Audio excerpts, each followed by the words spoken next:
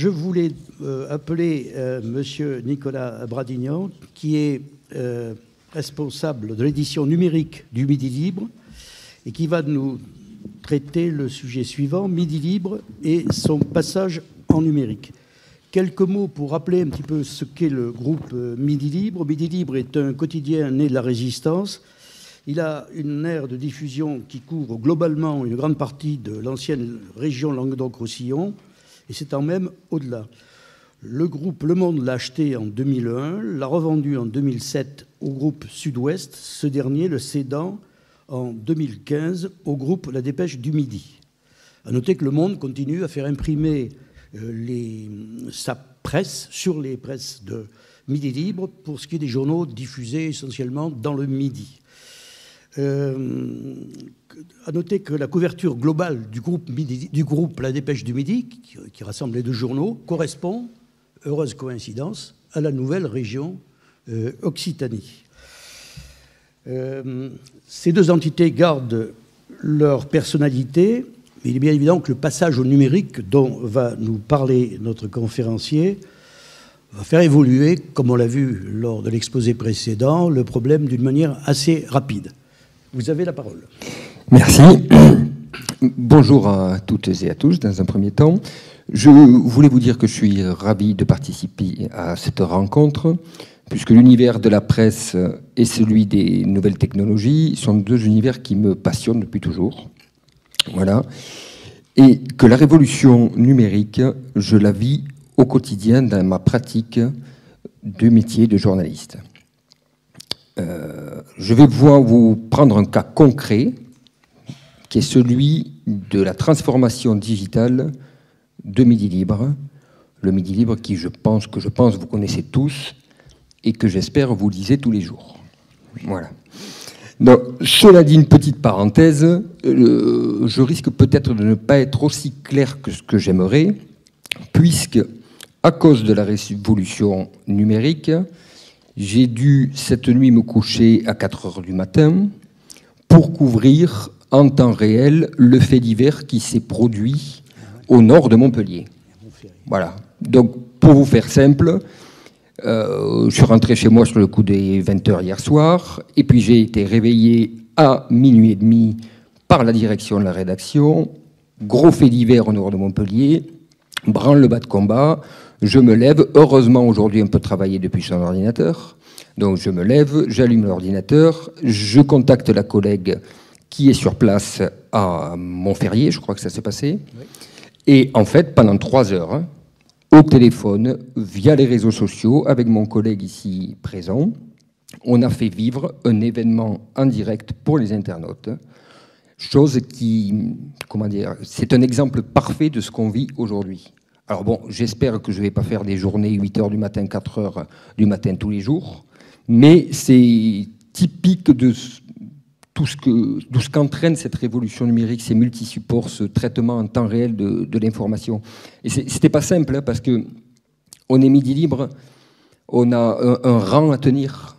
On ne peut pas se permettre de dire n'importe quoi, même à minuit et demi, même fatigué, même au téléphone. Donc, je peux vous dire que chaque fois que j'écris une brève, il faut être bien sûr que la personne, bien sûr qu'il y a un problème, bien sûr que ce qu'on raconte, c'est pas de l'à peu près, on n'est pas un blog, on n'est pas un fanzine, on est un journal, il faut qu'on soit et qu'on garde cette qualité pour être crédible sur notre territoire.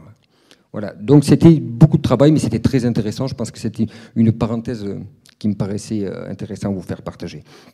Donc la transformation digitale de Midi Libre, ce que je peux en dire rapidement, c'est que ce n'est pas une mince affaire, croyez-moi. C'est très très compliqué. Nous sommes loin d'être sortis de l'auberge, même si on avance de plus en plus vite, mais c'est quelque chose comme Midi Libre, c'est long à faire bouger, c'est lent, c'est une espèce de grand paquebot, et pour le manœuvrer, c'est pas simple. Les gens ont beaucoup d'habitudes, les journalistes ont une habitude de travail, la pyramide des âges, je crois que le plus jeune CDI du journal a pratiquement 40 ans. Moi, j'ai 42 ans, je fais partie des jeunes dans le journal, à part Théo qui vient d'arriver il n'y a pas longtemps. Donc ce ne sont pas des gens qui sont nés avec des téléphones dans la poche, qui sont nés avec Internet, ils sont nés avec le papier, ils ont 30 ans de boulot de papier derrière. Donc quand on leur dit « tu te lèves à minuit et demi et tu fais 4 heures de direct sur le web », ben moi souvent on me regarde avec des gros yeux, on me dit « non mais à quoi ça sert quoi tout ça ?» Donc ce que je veux dire c'est que c'est très compliqué et nous n'avons pas l'agilité d'une start-up et pourtant ce changement je le considère comme capital, incontournable. Moi je vais plus loin, alors peut-être je grossis le trait mais en tout cas c'est mon point de vue. C'est une question de survie. Pour un groupe comme Midi Libre, je ne parle pas de la Dépêche, je parle Midi Libre que je connais parfaitement. Pour que ça soit clair à vos yeux, il y a 15 ans, quand je suis arrivé au journal, les ventes du quotidien, enfin depuis 15 ans, elles ont été divisées par 2, ce qui est énorme. Voilà, 15 ans divisés par 2. Si dans 15 ans, elles sont encore divisées par 2, voilà, qu'est-ce qu'on fait quoi? Donc, il faut arriver à freiner l'érosion. C'est ce qu'on s'emploie à faire au quotidien en essayant de produire un journal de la meilleure qualité qui soit. Je pense que vous, d'ailleurs, vous l'avez constaté. Mais à mon sens, c'est irréversible. La tendance, ça va se poursuivre. Je ne vois pas comment, quand je vois les jeunes autour de moi, etc., comment ils consomment l'information. Et pourtant, moi, je ne me considère pas du tout comme un jeune. Mais quand je parle d'un jeune, c'est quelqu'un de 20 ans, quoi. Mais il va, même si le journal est très bien, alors je vous répète, c'est mon point de vue, hein, il ne va pas se lever, aller acheter le journal papier, mais c'est sûr que c'est fini ça, pour moi. Alors ça va peut-être rester un produit de niche, j'espère bien, un produit qui aura toujours de la valeur, mais ça restera, à mon sens, une niche. Donc entre-temps, il faut pouvoir se transformer pour continuer à exister, parce que c'est pas parce que le journal papier se lit moins que l'information est moins consommée, bien au contraire. Et Midi Libre a toujours son mot à dire dans cet univers. Seulement, il faut qu'il arrête de le dire uniquement via un journal papier. Et ça, c'est tout notre défi, mais je vous le répète, c'est une question de survie. Dernière chose, moi, quand je suis arrivé il y a 15 ans, je me suis dit, je rentre dans le journal, soit je fais une énorme connerie, je me fais virer, c'est tout à fait possible, soit alors ça risque rien. De toute façon, jusqu'à ce que j'ai 60 ans, le journal, il existera. À ce rythme, si on ne se bouge pas vraiment, qu'on n'a pas vraiment des mesures fortes, qu'on n'arrive pas à se renouveler complètement, ben, je ne suis pas sûr que dans 15-20 ans, je puisse toujours travailler à Midi Libre. J'espère que ça ne sera pas le cas. Je ne veux pas noircir le tableau. On fait tout pour que ce ne soit pas le cas. Toute la direction est investie, tous les journalistes essaient de s'investir, mais en tout cas, tout le groupe est en marche. Mais ce n'est pas simple. Midi Libre, en 2016, pour que vous ayez une idée, c'est un journal papier vendu donc à peu près 100 000 exemplaires dans la semaine, beaucoup plus le week-end. Le dimanche, c'est un jour qui est très très lu. On arrive à 150 000 exemplaires le dimanche. C'est un site internet adapté à tous les écrans. Quand je dis à tous les écrans, c'est que le site bénéficie d'une technologie qui fait que s'il s'affiche sur un écran d'ordinateur, s'il s'affiche sur un écran de smartphone ou d'une tablette, il est toujours parfaitement lisible. Voilà, ça s'appelle peu importe, c'est les termes techniques. Donc, c'est un site internet adapté à tous les écrans qui attire 300 000 visiteurs par jour. C'est-à-dire qu'il y a 300 000 personnes qui viennent chaque jour lire l'information sur midilibre.fr. Il y en a 100 000 de plus qui lisent ces informations via un téléphone mobile ou une tablette. Donc, en gros, on n'est pas loin de 400 000 personnes qui lisent tous les jours le journal. Je parle ça simplement du côté numérique. Les ventes du journal, c'est 100 000. En plus de ces 3 supports, nous avons une quinzaine de comptes Twitter, qui est un réseau social alors, qui n'est pas aussi grand public que Facebook, mais qui est quand même, c'est très utilisé par les journalistes, les communicants, etc., mais enfin quand même, qui est suivi par 145 000 personnes. Et dernier chiffre, qui est très important à mon sens, nous avons une quinzaine de pages Facebook, ce que nous appelons des pages Facebook, c'est-à-dire une présence de Midi Libre sur Facebook, une présence de Midi Libre de manière générale, une présence pour les sports, une présence pour la culture, etc., etc. Et tout ceci comptabilise à peu près 240 000 fans, c'est-à-dire qu'il y a 240 000 personnes qui sont abonnées à nos pages Facebook et qui découvrent nos publications en partie par ce biais-là. Voilà.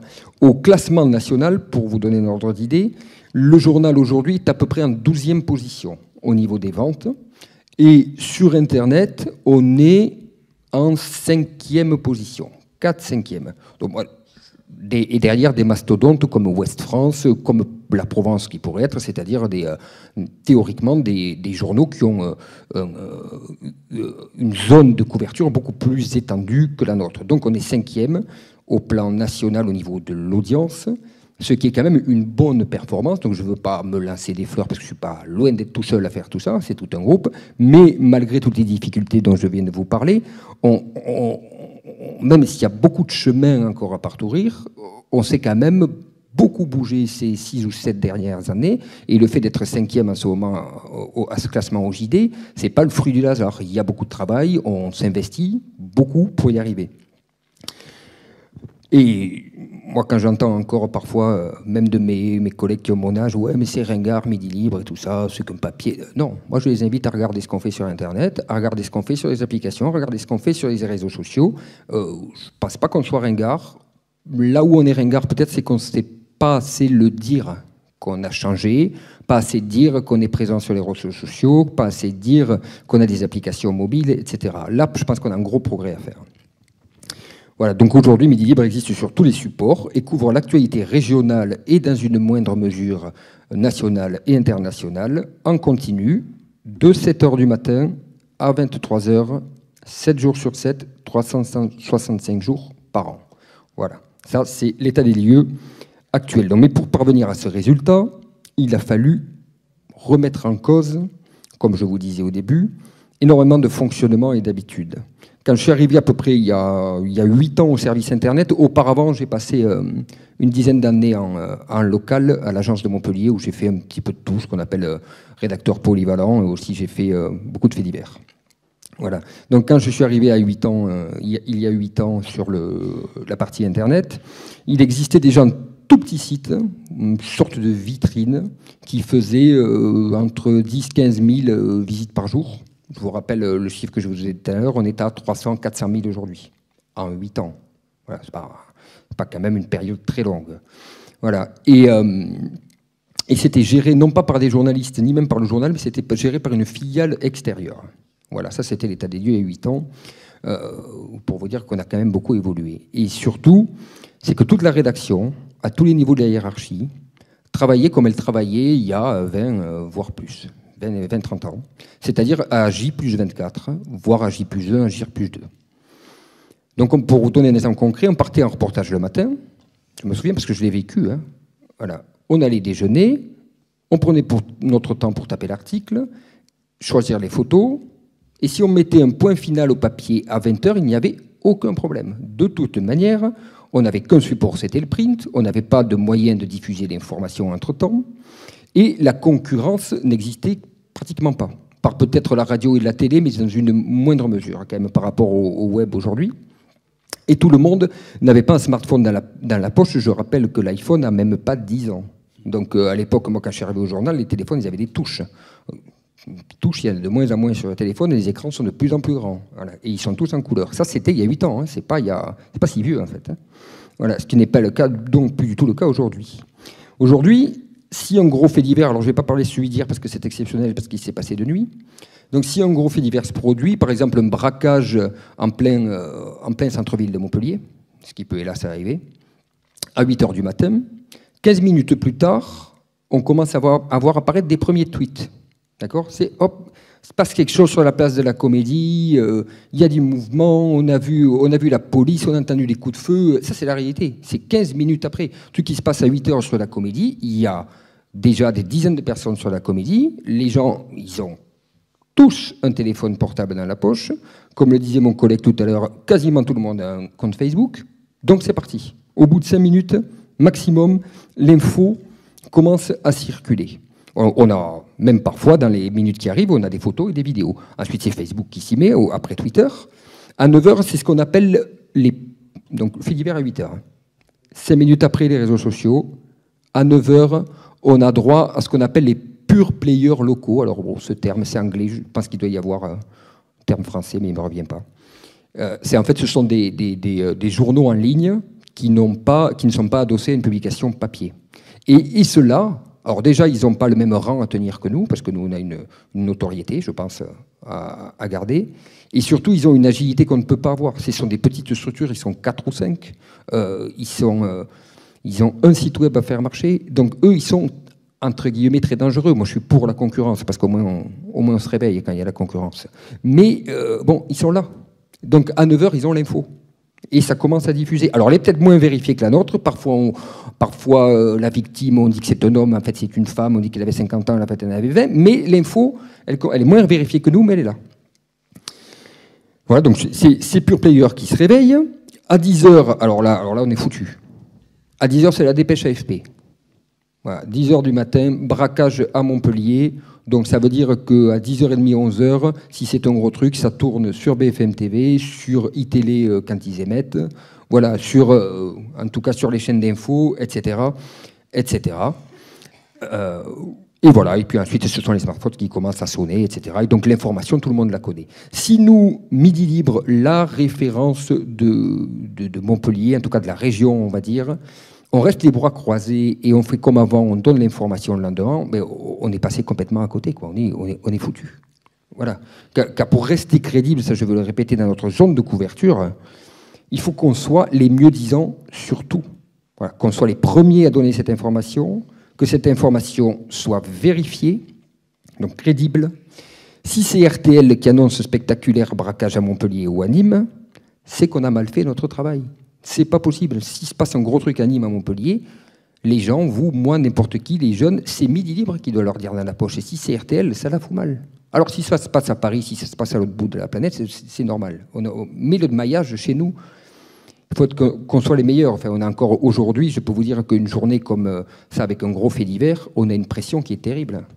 Terrible, parce qu'on sait que c'est quelque chose qui intéresse tout le monde. Donc il y a des nationaux avec des moyens qui sont bien supérieurs aux nôtres. Enfin, je ne vais pas me plaindre, mais il y a quand même des nationaux avec des moyens bien supérieurs aux nôtres. Donc on est là, on se dit, il ne faut pas louper l'alerte, quoi. Si on apprend que le suspect est arrêté, si jamais ça tombe sur, je prends RTL, mais ça peut être Europe 1, ça peut être n'importe quoi. Moi, il y a le directeur de la rédaction qui me vient, il me dit, Nicolas, bon, ça va une fois, mais pas deux, quoi. Donc, voilà. Cette révolution numérique, ça nous met aussi une sacrée pression. Voilà, donc sur notre zone, je le répète, nous devons être les meilleurs. Donc on dispose aujourd'hui de tous les supports numériques pour pouvoir faire face à la concurrence, comme je vous ai dit tout à l'heure. Et en plus d'être les meilleurs, pour être les meilleurs, pardon, il ne faut pas être uniquement les premiers, les plus fiables. Il faut qu'on soit capable de faire évoluer l'information toute la journée. Ça, c'est à mon sens très important dans notre révolution, ce dont on parle aujourd'hui. Pour reprendre l'exemple du braquage, je vais aller très vite. On commence par une brève, puis on développe cette brève avec des informations complémentaires 1 heure plus tard. Vers midi, on ajoute un diaporama photo des lieux de l'événement, par exemple, une interview du procureur vers 17h, et entre-temps, on aura tenté de recueillir sur les réseaux sociaux des posts ou des tweets, des témoins, par exemple, de la scène, qui pourront enrichir l'ensemble. Donc, on est très très loin de je prends connaissance du fait divers quand j'appelle le commissariat, je l'ai fait pendant des années, quand j'appelle le commissariat à 10h, je me rends sur place, je recueille tranquillement les éléments, je rappelle la police en fin d'après-midi et je tape mon papier à 19h et je donne l'information le lendemain. Ça, c'est complètement terminé. Je le dis peut-être comme ça sur le ton un peu léger, mais c'est un bouleversement considérable pour les rédactions. Hein. C'est vraiment énorme. D'autant que ce traitement multi-support, là je vous prends un exemple qui est très simple, parce qu'un fait divers, en fait, c'est très simple. C'est souvent facile comme construction. On sait que ça peut être feuilletonné, une manifestation, tout ce qu'on appelle l'actualité chaude, c'est-à-dire une manifestation dans les rues de Montpellier, c'est facile à couvrir. Mais si on veut être vraiment bon, il faut que tous les types de sujets méritent un traitement multi-support. Enfin, ça, je vous rappelle, c'est mon point de vue. Donc, que ce soit un portrait ou un compte-rendu d'audience, en passant par un reportage classique, tout doit être concerné. Donc, en conférence de rédaction, ce qu'on essaie de faire au siège tous les jours, enfin, on essaie, hein, je ne vais pas dire qu'on y arrive tout le temps, c'est qu'on se pose là systématiquement la question, on sait qu'on va publier tel sujet, et on se dit, qu'est-ce que je fais pour le print ? Qu'est-ce que je fais pour le web ? À quelle heure je le donne sur les réseaux sociaux ? Est-ce que je le donne en gratuit ? Est-ce que je le donne en payant ? Donc c'est plus simplement quelle case je vais remplir dans le journal de demain. Et donc ça multiplié, il y a, toutes éditions confondues, il y a 600 contenus publiés dans le journal tous les jours. Je parle des brèves, etc., etc. Mais il y a au moins 200 sujets journalistiques. Et donc théoriquement, tous les jours, il y a 200 sujets qui doivent faire l'objet d'une réflexion. Qu'est-ce qu'on fait sur le print? Qu'est-ce qu'on fait sur le web? Qu'est-ce qu'on fait sur les tablettes? Qu'est-ce qu'on fait sur les réseaux sociaux, etc. Et tout ça avec des effectifs qui sont plutôt à la baisse qu'à la hausse. Voilà, ça c'est une parenthèse. Et donc tous les jours, on est en train de faire des arbitrages, ce qui implique une gymnastique supplémentaire tous les jours. Par exemple, je vous prends l'exemple d'un compte-rendu de procès. Avant, on faisait le compte-rendu, on allait assister toute la journée au procès, on faisait le compte-rendu pour le lendemain. Aujourd'hui, un compte-rendu de procès, ce qu'on a l'habitude de faire pour les gros procès, on le fait encore avec Karabatic là, à ce moment, c'est qu'un compte-rendu de procès peut faire l'objet d'un direct. C'est-à-dire qu'il y a tout le long de la journée, sur Internet, on ouvre une fenêtre et on raconte ce qui se passe à l'audience. Donc, on donne déjà quelque chose pour le lecteur. De toute façon, on est obligé, sinon, par exemple, sur Karabatic, il y a des dépêches AFP. Si nous, on n'y est pas, on passe pour quoi? C'est pas possible. Donc, on essaie de faire le mieux, c'est-à-dire de donner un direct en temps réel, plus ou moins, en tout cas de feuilletonner le procès tout au long de la journée sur midilibre.fr. Et le lendemain, c'est parfois pas simple, on essaie de donner dans le papier un article, un compte-rendu de ce procès, mais si c'est pour reprendre les éléments qu'on a publiés la veille sur le web, on se fiche du lecteur. C'est-à-dire que l'internaute, la veille, il aura eu l'intégralité du procès gratuitement, et le lendemain, l'acheteur du print va avoir une ressucée plus courte de ce qu'on a donné la veille gratuit. Donc, waouh! Voilà, tout ça, ça ne va pas. Donc il faut essayer de donner le lendemain un compte-rendu de procès qui soit avec plus de recul, avec plus d'analyse. C'est un peu de la théorie, tout ça, mais c'est ce qu'on essaie de faire. Et donc on a deux solutions. Soit on envoie 2 journalistes à l'audience, mais ça demande des ressources, c'est-à-dire qu'il y en a un qui fait le direct et il y en a un qui fait l'article pour le lendemain. Soit on demande à un seul journaliste de tout faire. Mais c'est une masse de travail considérable. Si le journaliste il commence à faire le direct, écrit, il doit rentrer ensuite après l'audience, après 5 heures ou 6 heures ou 7 heures d'audience, il doit taper le papier. Pour peu qu'entre-temps, le photographe soit malade et qu'il doive envoyer des photos au milieu, ça lui fait une journée, bonjour. Donc tout ça, c'est des arbitrages tous les jours, en fonction des forces en présence dans la rédaction, en fonction de l'intérêt des sujets. C'est quelque chose que la rédaction en chef arbitre au quotidien et auquel je participe évidemment. Donc nous, notre service est notamment là pour prêter main forte dans ces cas-là. Ce qu'on fait souvent dans un procès quand il est vraiment intéressant, c'est que c'est un journaliste de la locale de Montpellier qui assiste et nous qui allons l'aider. Alors, je vais passer très vite, j'ai peut-être été trop long.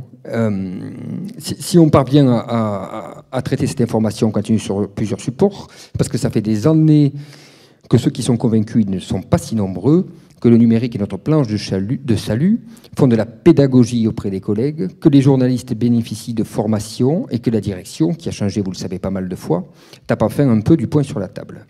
Malgré tout, il faut être honnête, la greffe n'a pas complètement pris. Et un desk Internet que je pilote, ce n'est pas suffisant. L'ensemble de la rédaction doit être multi-support. Beaucoup de nos confrères, ça je vais peut-être après abréger si vous voulez, mais beaucoup de nos confrères n'ont pas ou très peu modifié leur façon de travailler. Ils voient toujours le web d'un mauvais œil et ils abordent le traitement de l'info comme ils le faisaient en 2000. On voit bien que quand on leur demande « qu'est-ce que tu as prévu sur Internet ?», on les enquiquine plus qu'autre chose, en fait, hélas. Pas tout le monde, hein, évidemment. Hein. C'est donc les cadres intermédiaires dont je fais partie. C'est un combat au quotidien pour motiver les gens et leur dire qu'on est obligé de passer par là. C'est parfois épuisant, je peux vous le dire. C'est toute une question de génération, mais je ne suis pas sûr du tout. Il nous arrive d'embaucher des CDD très jeunes qui n'ont absolument pas l'esprit et la fibre numérique. C'est plus rare, mais ça arrive. Donc c'est avant tout un état d'esprit, comme je le répète. C'est aussi, ça je vais, si vous voulez, j'arrête après. Voilà, juste cette difficulté de la transformation numérique, c'est important parce que, enfin, c'est compliqué parce qu'on n'a pas trouvé de modèle. On n'a pas trouvé de modèle économique qui fait que on publie des informations sur Internet et ça rapporte de l'argent comme quand on vendait le papier. Ça, c'est pas vrai. Les confrères les plus réticents, ils me disent de toute manière, le web, ça rapporte rien. Ils exagèrent, mais pas tant que ça. Aujourd'hui, à Midi Libre, le numérique, malgré tous nos efforts, ce n'est qu'une petite partie de notre chiffre d'affaires. Voilà, rien à voir avec le prix de la bonne époque, mais vraiment rien à voir. Et nous n'avons pas encore trouvé un modèle économique, et tout le défi des années à venir, des mois à venir, ça sera de pouvoir évoluer, trouver de nouvelles manières de toucher les lecteurs et de traiter l'information pour soit les faire payer, soit avoir des revenus publicitaires qui augmentent. J'aurais eu plein de choses d'autres à vous dire, ben, ce sera peut-être pour une autre séance, avec plaisir. Merci. Merci, M. Bradignan. D'autant que vous n'avez pas bien dormi cette nuit, mais on ne s'en est pas aperçu du tout. Vous avez été très vif et très complet. Je vous en remercie.